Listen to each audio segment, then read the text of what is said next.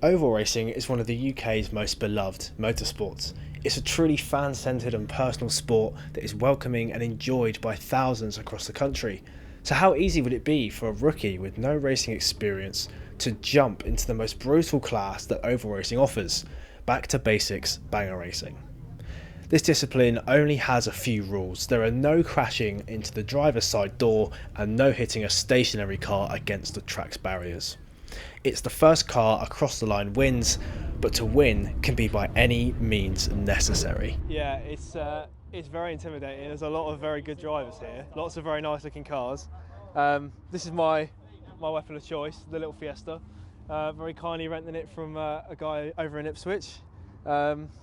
It's very rough and ready, but you know, this is going to give you the best experience to kind of show how well a novice can do with absolutely no racing experience at all. With tracks closing all over the UK, it's getting harder and harder for new drivers to commit long term to the sport. Renting an already built car from someone like Luke Farrington is becoming an ever popular option for new and younger drivers looking to get their start in oval racing. Basically having the guts to do it. I think if you can get through it other ways, like say I do rentals for people to try and get them into the sport, trying to get them into the motorsport and trying to get them into this to carry it on.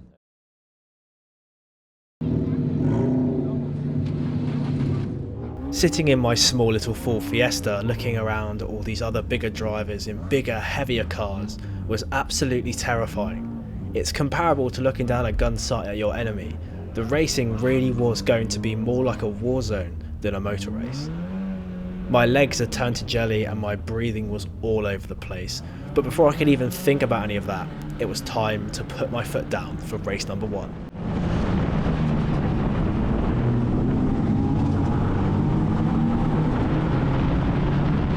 Just as I was starting to settle into a rhythm with a gap behind me, my worst case scenario played out right in front of me as a driver went barrel rolling over the bank and across to the edge of the track.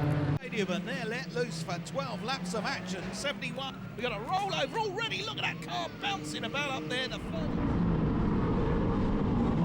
After the red flag for the rollover had been cleared, I was able to compose myself and start attacking a little bit more. I used my bumper as it was intended and started moving cars out of my way, especially when I realised I was actually quite fast in my little Fiesta. This would be ground to a halt, however, when yet another car was on its roof at the same turn just a couple of laps later. This would again throw my confidence. Free Jake Brown, it's going to be 5 laps to go next time by. I'm going to see red flags out. We got a car upside down on the pit band. Look at that, my goodness.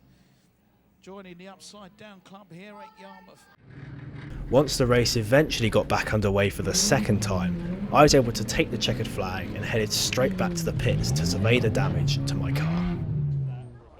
I mean, you'll see it on camera, there were 2 cars rolled over. That was terrifying, watching that from behind. The car is pretty beaten up, big dent in the back, again, big dent in the front, radiator's leaking. I haven't felt like that before, ever. That adrenaline was insane. I don't even remember half of it. There's a piece of some other car's bodywork lodged underneath Connor's car. He came together with that car on the bend and ground to a halt. And when he set off, he had a piece of the bumper lodged under the car, and it stayed there for the rest of the race. And it's still there now, as far as I know. The car's just been jacked up to get the flat tyre off to change that. So we'll see if we can drag it out whilst the car's up in the air.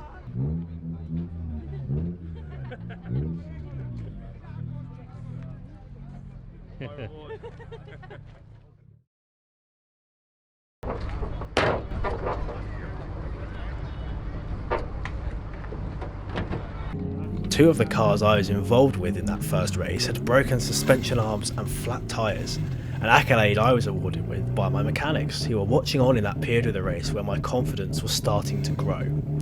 I couldn't wait to get back out there again for race number 2. As I'm sitting on the grid waiting for the green flag, my stomach drops as I see a course marshal heading straight for me.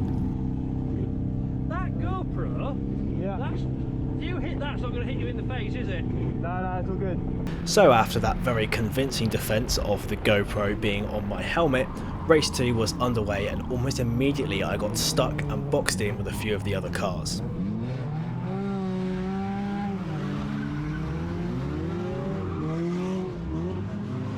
The thought of being static in a car coming through the boot of mine at anywhere up to 35 miles an hour made me really put my foot down as I made my escape back up the main straight.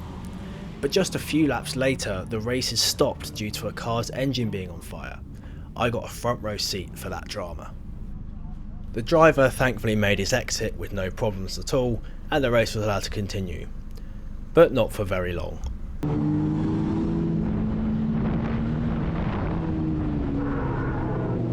The car wouldn't stay in gear, and when I braked for the bends, my foot went straight to the floor and the car wouldn't slow down. I'd overheated my brakes as well. I was crawling along trying to retire to the safety of the infield, but when I had an almighty hit from the rear, shocking me and making sure I retired the car early. So I lost all my brakes in the first half of the race. Pedal flat to the floor, braking for turn 3 is absolutely nothing at all. So I had to pull in and retire. Wow. Well, better luck next time, eh? Last one out there now. That's it, last one next time out, yeah. Right, yeah, cool. Both the front wheels had individual punctures and had to be replaced. The car's engine was overheating, and my brakes were quite possibly hotter than the sun.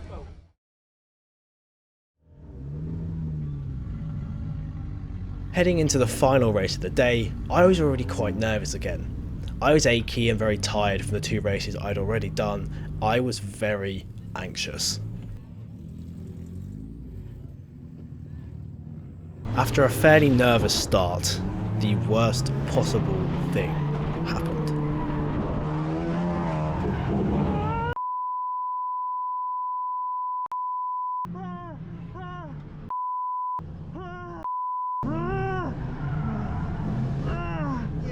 Yourself. We can't assist. Yeah?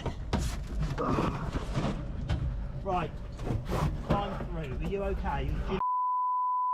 Climb through here if you can. The marshals were great and they wanted to get me in the ambulance to just double check I was okay. The commentator, however, didn't really seem all that bothered. So line he goes, got a red flag. So the reds come out, the race comes to a stop. We've got a car on its roof.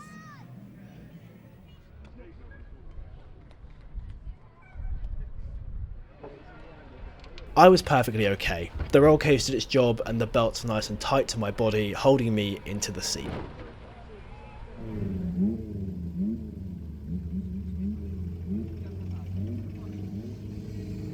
Once all the cars were back off the track from the final race, they started to load the ones that could still drive back up onto the flatbed trucks or the lorries that they arrived on. The ones that couldn't be loaded up would be lifted using the high-ab cranes on the back of the lorries and put straight onto the scrap heap.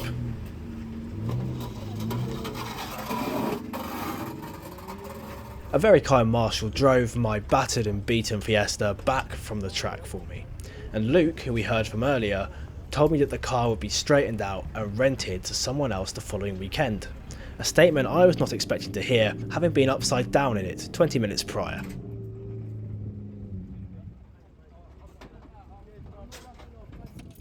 Oh, so day after the racing has finished, just got back to Southampton.